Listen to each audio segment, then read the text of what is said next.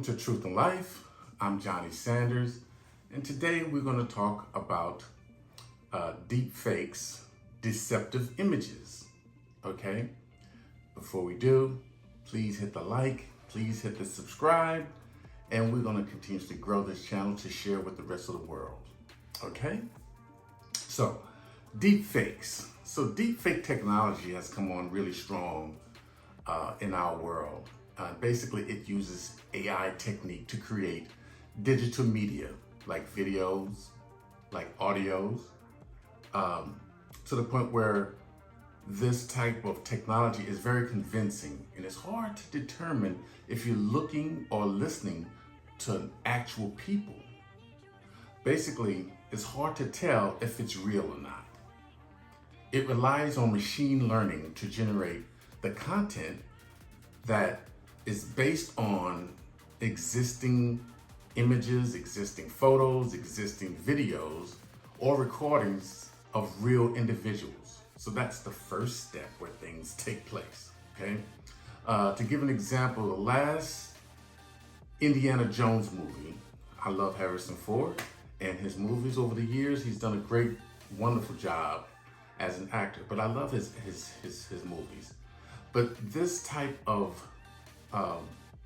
AI technology was used to make him look like a younger version of himself in the movie, and it used digital technology to reduce his age by at least 30 to 40 years from how he looks today, right? The filmmaker used the AI to analyze decades of old footage of Harrison Ford to recreate his younger look for this particular Indiana Jones film, okay? Unfortunately, the usage of AI has been used to deceive people by using deceptive images, content, and videos and audios, by making us view what we believe we are seeing as real, and it's really not. Deepfake technology basically uses both helpful and harmful techniques in different ways. So I'm gonna share just a little bit. So positively, it can enhance movie effects and create realistic training simulations, okay? On the downside, from the negative, it might spread misinformation or influence public opinion by making fake videos of people appearing to say or do the things they never did. There's also a concern that it could be misused, yes, for fake videos of politicians, musicians, public figures, actors, actresses, to damage their reputations. So please be mindful of what you see, what you listen to, what you are actually believing. So there are good benefits to this type of technology. Number one, I would say, is education and historical recreation. Deepfakes can bring history to life by recreating famous figures, enabling students to interact with historical figures in a realistic way in a class setting where it's controlled, monitored, and managed for good purposes. Museums and educators also use this to make learning more engaging. That's the good part. That's the fun part, right? Language translation and dubbing. This is a benefit through AI, which can be considered a deepfake technology usage by creating realistic lip syncing, okay? In translated movies and TV shows, making it appear as though actors are speaking different languages. This can improve the viewing experience in a global media type of segment, all right? What about accessibility? Deepfake audio and generic realistic personalized synthetic voices for people who have lost their ability to speak. It helps with making things available to those that have gone through such a traumatic experience, allowing them to communicate more naturally. Similarly, visual deepfakes can create avatars for people with limited mobility for virtual interaction. It will help them basically communicate and create subtitles and translations for audio and video content so they are able to continuously communicate in a effective manner, okay? What about enhanced virtual reality, VR experiences? You know, the VR binocular experiences. Deepfakes could personalize VR in experiences, adding recognizable faces, creatures, animals. I've watched it, I've experienced it, and yes, it can scare the bejesus out you. But with these particular voices in the avatar, which could make experiences more imaginable, helpful with gaming, social interaction, workplace training as well. So it is a benefit and a positive in that perspective. What about customer service avatars to let you call and say, hey, I'm looking for help for XYZ, ABC, whatever that is. You've done it before. And of course you want to get to a real person and it tells you, hey, I can help you. Just say a few words. I can help you by telling me a little bit more of what you're looking for. And it basically uses realistic experiences expressing digital representation that can basically interact with people to bring you a customer service realistic experience. Now, if you need something quick and informational, I like having that type of technology. But when you really need a person, that type of avatar for customer service is not very helpful. You want to speak to a person to give you have more questions that you can ask that person to get a direct answer, okay? Artistic expression in this AI technology. Artists are experiencing deep fakes to create unique visual and audio art, right? It can be beneficial, it can be enhancing, it can help them and help their careers. You just have to be mindful and careful that you're not giving people authentic creativity, because as you're pushing boundaries and exploring new forms of creativity, you want to stay true to your authentic self, because that's who we as consumers fell in love with you from the very beginning. So just stay true to your authentic self as an artist. When used responsibly, you know, deepfake technology offers new ways to make digital interactions more realistic, more engaging, more personal. Deepfake technology has significant downsides that you have to be aware of, particularly when used unethically or maliciously and taking advantage of people, capitalizing on people. This is a world of capitalization, and people, a lot of people with those type of mindsets don't want to necessarily earn their way or work their way. They want to take advantage and capitalize on people and use what you've done and make money off of it. For instance, misinformation and fake news. We know we've heard fake news before. Deepfakes can be used to create realistic videos of people saying or doing the things they never ever said, never did, was not even there, making it easier to spread gossip, making it easier to spread false information, manipulating public opinion. So you must pay attention closely to what you're listening to and what you're watching. And don't be afraid to ask questions, or ask the question, is this real or is this fake?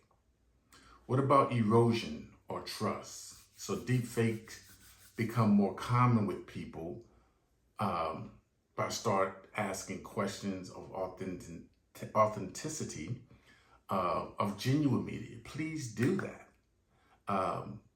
For this type of erosion of non-authenticity could lead to increased skepticism of an artist, about legitimate news, about making it harder to discern what is truthful, what is false. Pay attention, be wise, don't be afraid to ask questions. Privacy violations and harassment.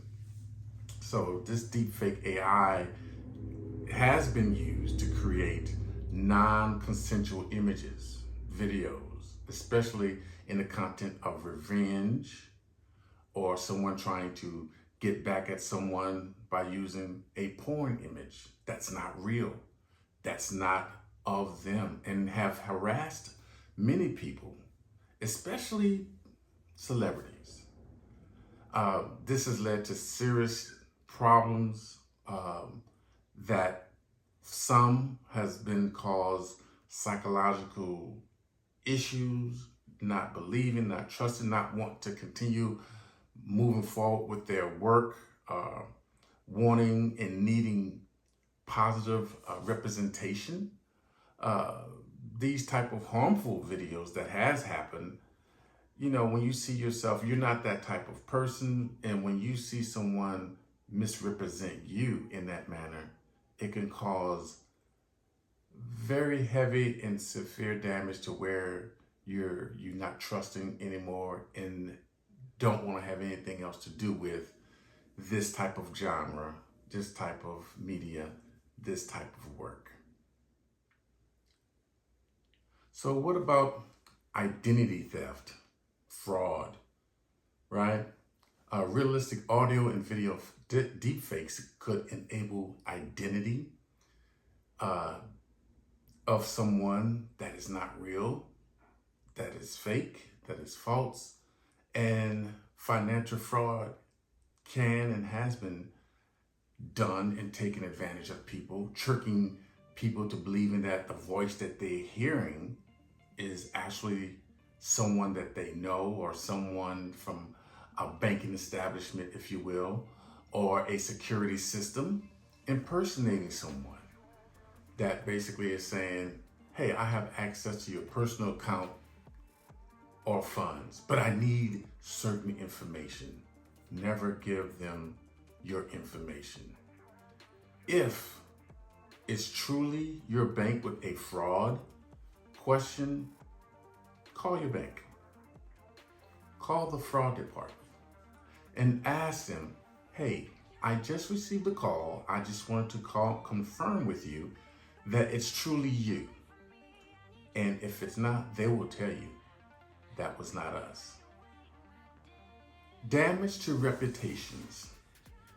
As I spoke of about actors and actresses and celebrities and public figures, musicians, including politicians, right? Business leaders. Some who have been targeted as people with influence that they can mimic to try to damage their reputation by using deepfakes, right? Unfortunately, this has happened. I've seen it myself where a public figure was speaking and I knew it wasn't them. And then when you know someone well enough and you know their heart, their normal mindset, but you can hear them like, this is not even what they've believed in. So all of a sudden they're gonna have a change and a turn for something erroneous and hurtful and harmful. No, just pay attention. You know if it's them or not. You will feel it. You will get an inkling that something is wrong. So let's talk about legal and ethical challenges. Deepfake technology raises complex legal and ethical questions, especially regarding ownership, privacy, the right to protect one's image and voice. Isn't that something? We have to be able to have the right to protect our image and our voice. Unfortunately, our laws today in the world is struggling to keep up with such fast evolving technology, making regulations difficult. These people that are doing this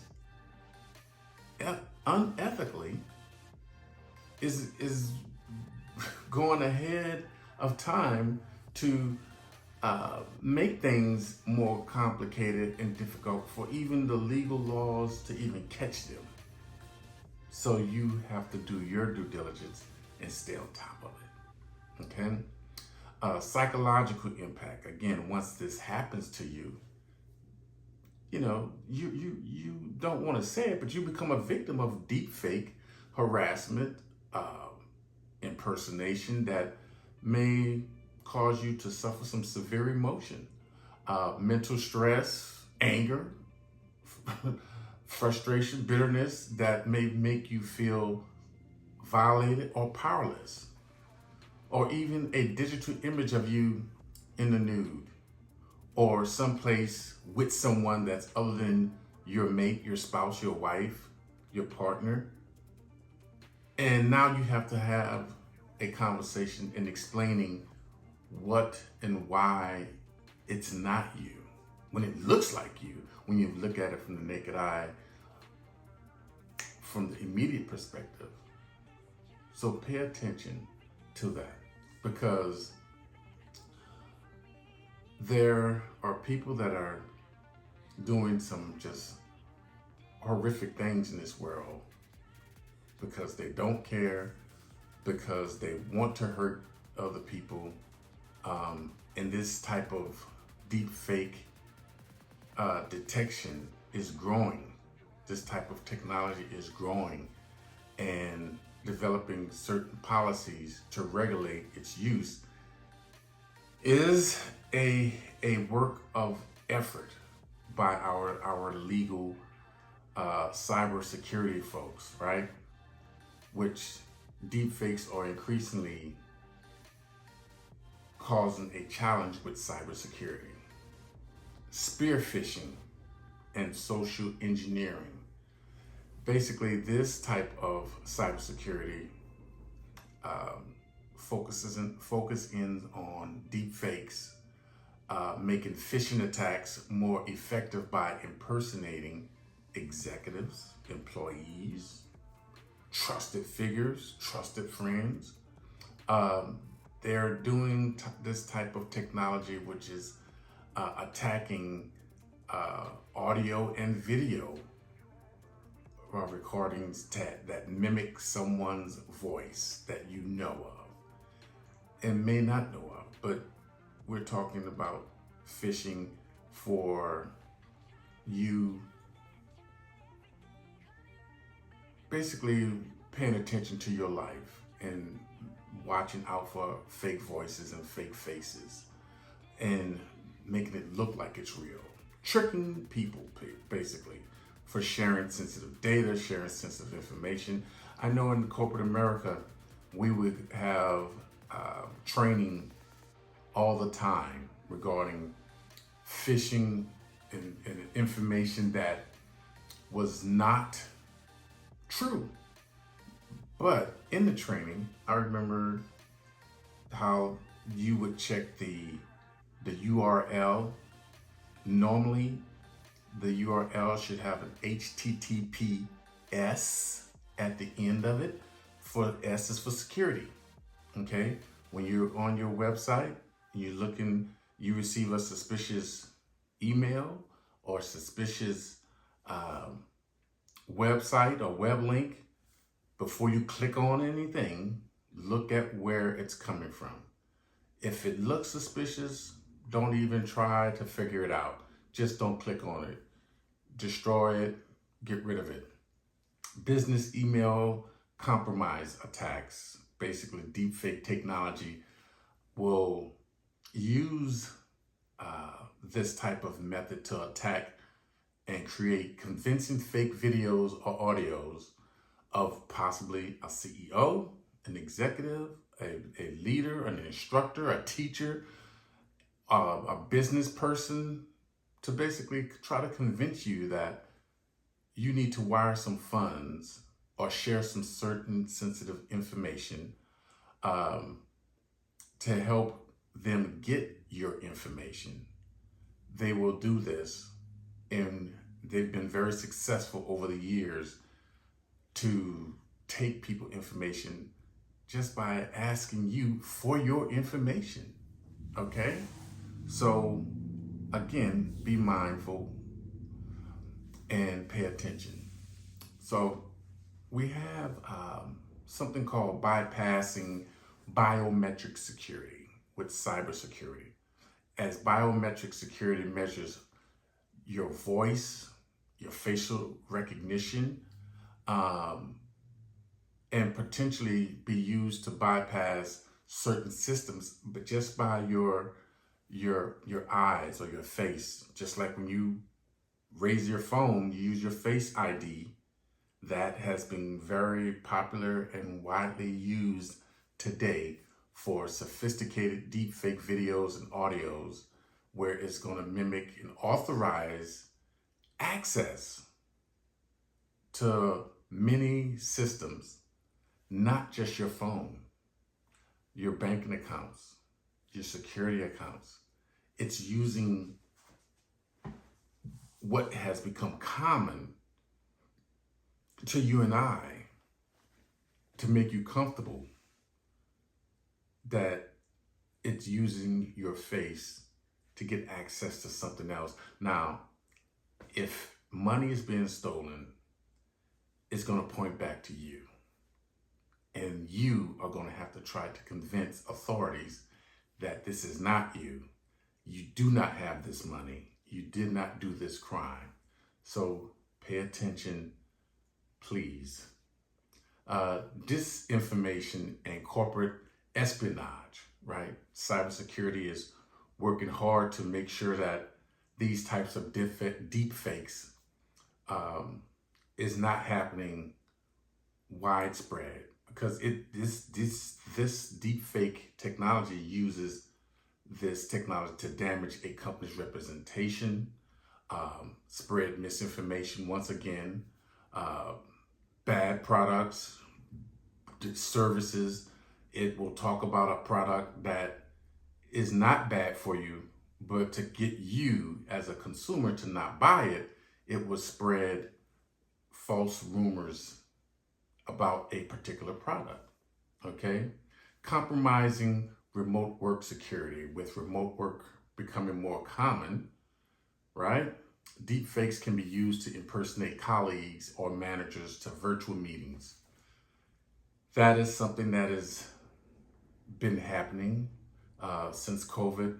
The world has been open to working from home. So work home, work life experiences and meetings have gone across Zoom and Google Meet and other media ways to basically have your meetings. So be careful and mindful that you're not misled with this type of public or direct resource incorrectly, and potentially causing harm or confusion for yourself, for the person or people that are on the other end of your type of video meeting. Okay? Targeting key infrastructure and public safety. Cybersecurity is working very diligently across the board to help with deepfakes that could be utilized to attack against critical infrastructure, how you have your businesses set up, healthcare, power grids, emergency services, all can be vulnerable to cyber attacks and misinformation by DeepFakes AI. All right? Psychological manipulation, insider threats. DeepFakes could use this to manipulate blackmail from someone. Okay? What I'm talking to you about is real and really happening. Oh, that'll never happen to me. Please pay attention, because you don't have to be a big executive. It can be just you, retiree, having your little nest egg at your home chilling, and you receive a video, you receive an email, you receive a text that is erroneous, and they will basically say certain key things that you know of to be true, and then hope that your mind starts working and connect the dots that they are throwing at you. Okay? These type of attackers basically generate fake compromising material to threaten and to be released and coerce insiders to cooperate with them. These type of potential security threats highlight the urgency, please hear me, and the need for deepfake detection tools like cybersecurity to improve authenticity and methods of cybersecurity training and raise awareness about potential risks. You want to basically pay attention. From a cybersecurity perspective, they have something called CAAS. So this is crime as a service. And this is basically something that has been put together, put in place to work parallel with technology, resulting in automation of crimes, such as hacking. You've heard of that before. Hacking and adversarial machine learning. This type of machine learning is basically working with the technology of AI technology. And we all must do a better job of just paying attention, being safe, and being aware of what's going on in our world. This has been another great topic, tech talk regarding AI, deepfake technology, and just want to be able to help everyone that has an opportunity to hear and listen and improve their surroundings. Again, I'm Johnnie Sanders. Let's be good. Let's dare to be great. I'll see you next time.